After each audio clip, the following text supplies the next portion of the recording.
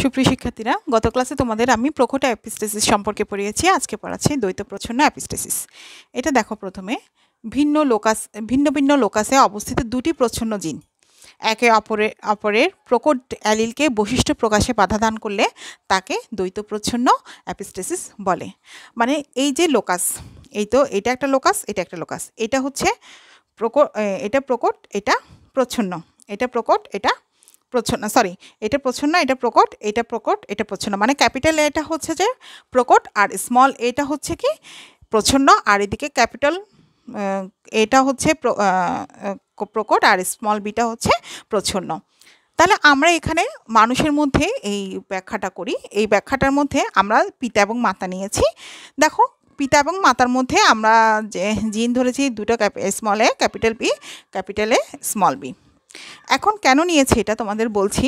দেখো, এখানে মনে করি এ এবং বি দুটি অ্যাপিস্টেটিক জিন, প্রচ্ছন্ন অ্যাপিস্টেটিক জিন দুটোটা। এই প্রচ্ছন্ন অ্যাপিস্টেটিক জিন হওয়ার কারণে এই সূত্র অনুসারে এই যে বৈশিষ্ট্য সম্পন্ন এই যে জিনোটাইপটা নিলাম, সম্পন্ন ব্যক্তি মুখ ও বধির হবে। কারণ এখানে প্রচ্ছন্ন জিন স্মল এইটা, এই প্রচ্ছন্ন জিন স্মল এইটা ক্যাপিটাল বি মানে প্রকট জিন ক্যাপিটাল বিকে, যেটা স্বাভাবিক শ্রবণ সম্পন্ন বাক শ্রবণ সম্পন্ন ব্যক্তিকে তার বৈশিষ্ট্য প্রকাশে বাধা দান করবে, কোনটা প্রচ্ছন্নটা।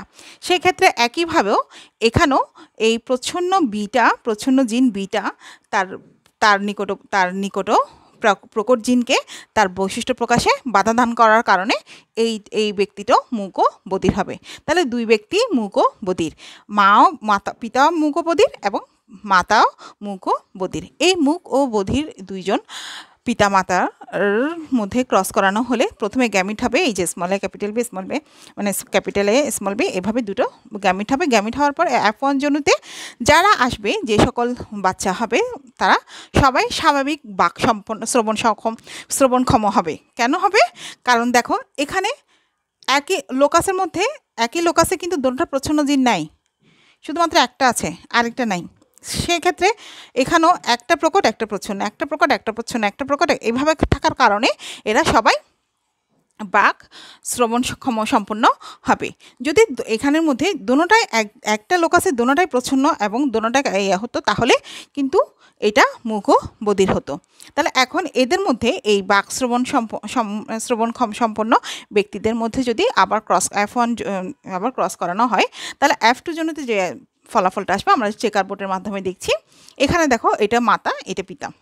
তা এইভাবে ওদেরকে ক্রস করানো হলো। এখন ক্রসটা সেভাবে দ্বিতীয় সূত্র মতে এটা হবে, চেকার বোর্ডটা দ্বিতীয় সূত্রের মধ্যে তোমরা লিখে ফেলবে। এভাবে ক্রস করানোর ফলে যেগুলো আসবে ওগুলো লিখে ফেলবে। লিখে ফেলার পর যেটা দেখতে হবে তোমাদের, কয়টা স্বাভাবিক কয়টা মূক ও বধির। তোমাদেরকে একটা বলেছি যে প্রচ্ছন্ন জিন দুটোটা একই দুটোটা যদি প্রচ্ছন্ন জিন থাকে, তাহলে সেটা হবে মূক ও বধির একই লোকাসে। আর যদি একটা প্রকট একটা প্রচ্ছন্ন, একটা প্রকট একটা প্রচ্ছন্ন, তাহলে হবে স্বাভাবিক। তাহলে দেখো, এখানে সবগুলো কিন্তু প্রকট, তাহলে এটা স্বাভাবিক। এখানে সবগুলো তিনটা প্রকট, একটা প্রকট একটা প্রচ্ছন্ন, এই জন্য স্বাভাবিক। আমি তোমাদের আগে মূক ও বধিরগুলো দেখাই। এই দেখো, এখানে দুইটাই স্মল বি মানে প্রচ্ছন্ন, দুইটাই প্রচ্ছন্ন জিন আছে, সেজন্য এটা মূক ও বধির। এখানে এখানেও দুটোটা প্রচ্ছন্ন, এই জন্য মূক ও বধির। এখানেও দুটোটা প্রচ্ছন্ন, মূক ও বধির। দেখো, দুটোটা স্মল হলে মানে স্মল লেটার, দুইটাই যদি স্মল লেটার থাকে, মানে এ হলে দুটোটা এ যদি স্মল হয়, বি হলে দুটোটা বি যদি স্মল হয়, তাহলে সেক্ষেত্রে মূক ও বধির হবে। তোমরা এই টেকনিকটা এইভাবেই করবা, যে স্মল লেটার থাকলে এই ক্ষেত্রে দুটোটা এ হলে আর বি থাকলে দুটোটা বি হলে, তাহলে ওটা হবে মূক ও বধির। আর যাই থাকে সবগুলো স্বাভাবিক। তাহলে মনে থাকবে তোমাদের কি বলেছি, স্মল লেটার বি যদি হয় স্মল, তাহলে দোনোটাই যদি বি, এই যেমন দোনোটা বি, এই জন্য মূক ও বধির। স্মল লেটার এ থাকলে, এই দোনোটা এ থাকলে তাহলে মূক ও বধির। আবার যদি একটাই ক্যাপিটাল একটা স্মল থাকে, তাহলে কিন্তু স্বাভাবিক হবে। দোনোটাই স্মল হতে হবে, মানে একটা লোকাসের মধ্যে দোনোটাই স্মল হতে হবে, তাহলে মূক ও বধির। তাহলে আমরা মূক ও বধির কয়টা পেলাম? 7টা পেলাম। এখানে আর বাকিগুলো হচ্ছে স্বাভাবিক পেলাম 9টা। তাহলে আমাদের ফিনোটাইপিক অনুপাত হবে 9:7। এটা কিন্তু আবার পরিপূরক জিনের সাথেও মিল আছে।